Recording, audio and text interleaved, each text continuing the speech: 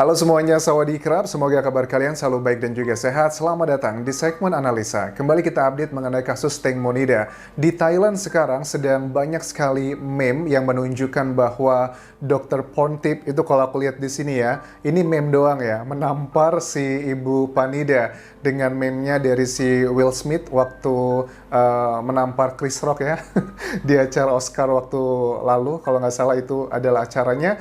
Dan ini sebuah simbol dari masyarakat Thailand juga yang mayoritas aku melihatnya bahwa tercipta di media Thailand, di masyarakat Thailand, bahwa Ibunda Panida, ibunya Teng Mo, Ibu Panida ini sepertinya kok menghalang-halangi penyidikan dari kasus Teng Monida untuk mengetahui kebenaran apa yang terjadi di 24 Februari 2022 lalu. Karena dengan berbagai macam pro kontra yang telah kita lihat, kemudian juga kronologi keterangan dari 5 saksi yang bersama Teng Mo malam itu, ada banyak hal yang tidak sesuai logika berpikir manusia. Nggak perlu seorang ahli otopsi, nggak perlu seorang ahli detektif. Manusia biasa pun ada beberapa keterangan yang tidak masuk akal. Nah, sekarang kita akan update adalah mengenai komentar terbaru apa dari lawyernya Ibu Panida, lawyer Decha, dan juga statement dari Dr. Pontip dengan serangan-serangan yang selama ini dia dapatkan. Karena apa? Karena kalau tidak salah ya teman-teman, hari ini tanggal 31 Maret atau tanggal 1 April 2022 nanti, ini akan segera diumumkan hasil keseluruhan dari 11 titik yang diteliti oleh tim otopsi kedua sebanyak 15 dokter, termasuk juga dengan Dr. Pontip. Itu akan diumumkan antara hari ini sore atau mungkin nanti besok. Nah, ini adalah sepertinya manuver dari Ibu Panida beserta tim pengacaranya. Dugaan-dugaan masyarakat adalah kayaknya Ibu Panida sedang melindungi orang-orang yang dilindungi gitu. Kita akan bahas, Dr. Pontip pun juga menyatakan hal ini bahwa siapa sih yang kamu lindungi. Ini ada hint-nya, ada clue-clue yang diberikan oleh Dr. Pontip ya. Bahkan Dr. Pontip mengatakan bahwa bersiaplah untuk badai yang akan datang. Waduh, gila nih. Drama, intrik, status hukum, dan mencari fakta ataupun juga kenyataannya. Tapi sebelumnya aku ingatkan, please teman-teman, terima kasih dulu yang sudah subscribe. Aku appreciate banget, it means a lot. Yang belum, tolong segera pencet tombol subscribe-nya agar membuat aku lebih semangat dan juga kalian tidak ketinggalan update terbaru langsung dari Thailand mengenai kasus Teng Monida. Kita bahas dulu aja adalah keterangan official dari lawyer Decha ya, pengacaranya Ibu Panida. Lawyer Decha ini yakin bahwa akan diumumkan tuh hari ini, mungkin sore malam itu kayaknya sih ya, antara 2 hari ini ya ke depan ya.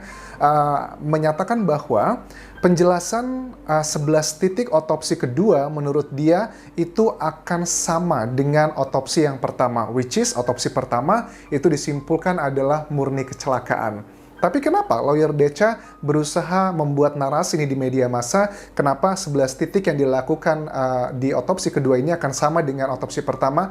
Alasannya adalah karena gini, yang namanya science, metode, umumnya kan cuma satu, tidak ada lagi menggunakan mistis atau apapun gitu. Jadi ya, kalau hasilnya berbeda, ya aneh aja. Nah, kalau hasilnya beda menurut pengacara Decha ini akan dilakukan investigasi. Maksudnya kalau beda gimana? Kan kalau di otopsi pertama itu cenderungnya adalah murni kecelakaan. Kalau di otopsi kedua nanti ada indikasi pembunuhan, katanya pengacara Decha akan dilakukan investigasi. Itu kan kita bisa menangkap kecenderungan dari pengacaranya Ibu Panida, lawyer Decha, yang which is itu adalah suara speaker dari si kliennya Ibu Panida, mengatakan bahwa ya nggak tahu sih, ini kayaknya udah eksplisit banget ya bahwa mereka yakin ini adalah murni kecelakaan.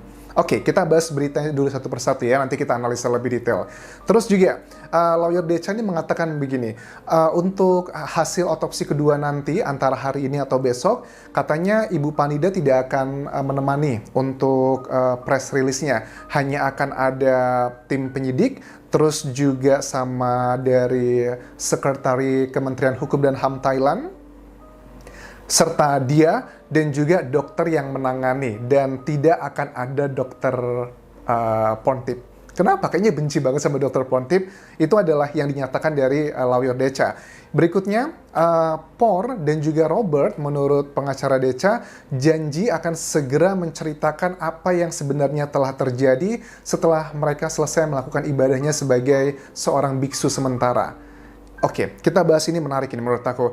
Paul dan Robert katanya berjanji akan menceritakan hal yang sebenarnya setelah mereka selesai di temple tersebut, which is itu adalah 15 hari ya, kalau nggak salah sekitar 5 hari atau semingguan lagi lah baru mereka keluar, karena Senin besok tanggal 5 ya, tanggal 5 atau tanggal 6, kayak tanggal 5 deh, mereka akan kembali untuk report, karena harusnya report 5 hari sekali di kantor kepolisian Nonthaburi. Menurut aku ini apa ya, kecenderungannya kayaknya mereka ini bukan sedang persiapan untuk menceritakan yang sebenarnya, tapi sepertinya adalah bersiap untuk menceritakan sesuatu hal yang telah direkayasa. Karena masyarakat di Thailand juga berpikir begini, kalau yang namanya kebenaran, kamu tidak perlu mengingat-ingat apa yang telah terjadi di tanggal 24 Februari tersebut. Kalau kita tuh berkata jujur, kita nggak perlu mengingat apa yang telah kita lakukan atau apa yang telah terjadi di waktu tersebut. Tapi kalau itu penuh dengan manipulasi dan juga kebohongan, kita harus hati-hati. Kita mengingat-ingat kebohongan apa ya waktu itu yang kita buat, kata-kata apa yang kita katakan. Menurut aku dan juga banyak masyarakat Thailand bahwa 15 hari mereka berada di temple tersebut, selain katanya ibadah untuk mengirim pahala untuk Teng Monida, aku juga yakin bahwa ada seseorang di balik ini semua, ada grand design-nya yang mempersiapkan cerita yang secara hukum ini akan kuat dengan alibi-alibinya. Ini pun juga sama dikatakan oleh Dr. Pontip. Dr. Pontip di sejumlah status Facebook-nya, beberapa ada status Facebook, yang pertama beliau mengatakan begini. Ini adalah konteksnya pada saat masyarakat Thailand itu mendapatkan berita statement yang menyatakan bahwa Ibu Panida menginginkan Dr. Pontip angkat kaki dari kasus Teng Monida. Itu detail-detailnya kalian simak di video-video sebelumnya. Statusnya Dr. Pontip beberapa diantaranya adalah mengucapkan intinya, terima kasih media yang sudah mengawal. Sekarang sudah sangat jelas siapa dalang dibalik semua ini. Sampaikan ke dia, saya hanya jalankan tugas dan berbuat kebaikan. Oke, ini pada saat heboh ya, Ibu Panida datang ke komite yang khusus dibentuk untuk menangani kasus Teng Monida. Ada alasan-alasannya kenapa, tuntutannya ada 6 kan ya, dan salah satunya adalah Dr. Pontip harus angkat kaki. Terus Dr. Pontip juga mengatakan statusnya begini, terima kasih untuk perhatiannya dan saya belum selesai. Jangan ganggu saya nggak paham apa yang sedang terjadi. Bersiaplah untuk badai yang akan datang.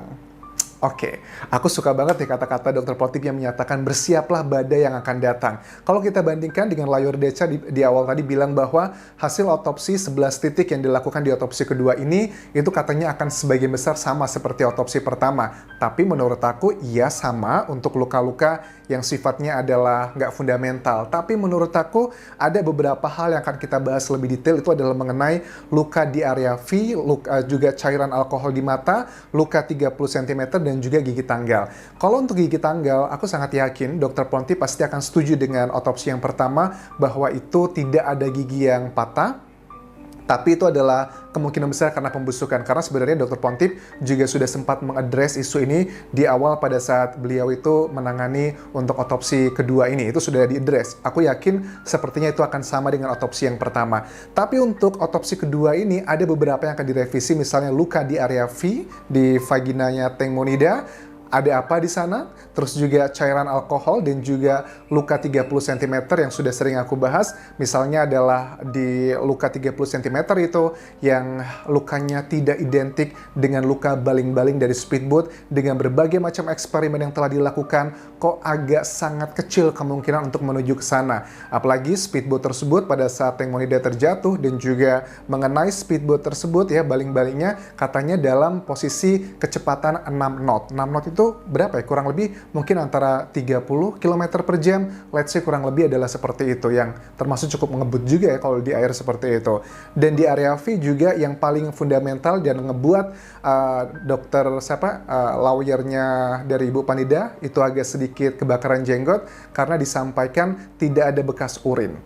Oke, dan juga ada percikan darah. Aku harap ini akan disampaikan hari ini atau besok ya, karena kita nggak tahu, lagi menunggu hasil otopsi yang akan dirilis secara resmi. Dan seperti aku bilang ternyata di beberapa video aku sebelumnya, aku yakin bahwa hasil otopsi itu sudah selesai sebenarnya. Walaupun ada proses laboratorium, tapi laboratorium tersebut juga tidak akan memakan waktu berhari-hari, hanya dalam hitungan jam. Ternyata memang benar, semuanya sudah selesai, hanya membutuhkan masalah birokrasi dan juga verifikasi. Dan aku menangkap dari drama ini sepertinya ada kesan bahwa ada beberapa orang yang sedang berusaha menutup akses Dr. Pontip agar tidak berbicara banyak di media massa. Which is ini agak mirip dengan beberapa kasus di Indonesia. Aku sempat mengawasi sejumlah kasus, misalnya ada kecelakaan begitu kan ya. Ada sejumlah dokter forensik yang sebenarnya tujuannya untuk memberikan edukasi ke masyarakat, tapi ada beberapa orang-orang yang juga punya kedudukan penting di Indonesia melarang dokter-dokter tersebut untuk berbicara di media massa. Ini ada banyak hal yang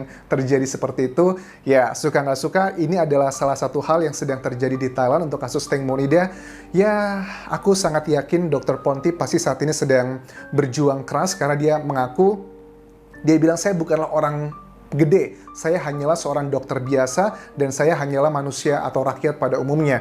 Jadi saya butuh massa. Makanya no viral, no justice. It doesn't happen only in Indonesia, seperti yang juga terjadi di Thailand. Kalau semuanya itu sudah viral, diketahui masyarakat, kayaknya people voice itu bakal menjadi power yang luar biasa yang bisa mengalahkan kekuatan uang ataupun juga jabatan serta juga kekuasaan. Oke, semakin menarik, kalian sabar dulu, nanti akan aku update informasi terbaru apa lagi dan ada banyak temuan-temuan baru yang akan aku bahas di video berikutnya. Terima kasih sudah menonton, sampai ketemu lagi di video berikutnya. Tinggalkan like kalian, sertakan komen, dan juga follow Instagramku di Anjas di Thailand, dan jangan lupa subscribe channel YouTube ini. Kopun kerap semuanya. Bye-bye.